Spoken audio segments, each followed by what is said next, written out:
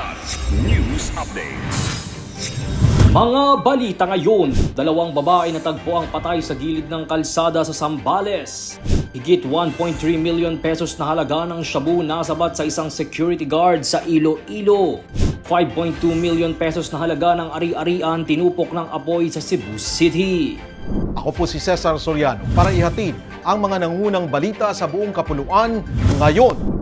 Wala nang buhay ng matagpuan ng dalawang babae sa gilid ng highway sa bayan ng Palawig sa Zambales kahapon.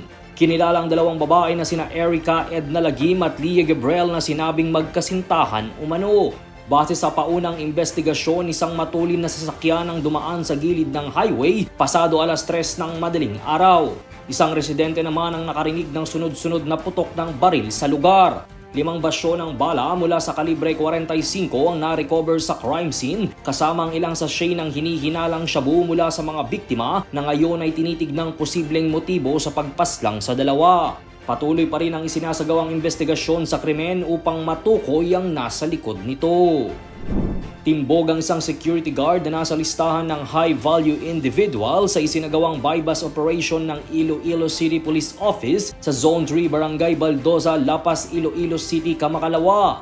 Kinilala ang suspect na si alias Sazki, 32 anyos, isang security guard na kasalukuyang nakatira sa nasabing lugar. Nakuha sa suspect ang 11 heat-sealed transparent plastic sachet at 3 knot-tied transparent plastic bags ng shabu na may timbang na 200 gramo at may street value na 1,360,000 pesos. Mahaharap ngayon ang suspect sa kasong paglabag sa Republic Act 9165 o ang Comprehensive Dangerous Drugs Act of 2002.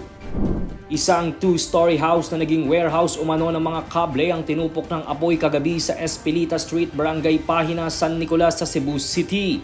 Alas 6 ng gabi nang magsimula ang sunog na itinaas sa unang alarma bandang alas 6:16 at idineklarang far out pasado alas 7:05 ng gabi.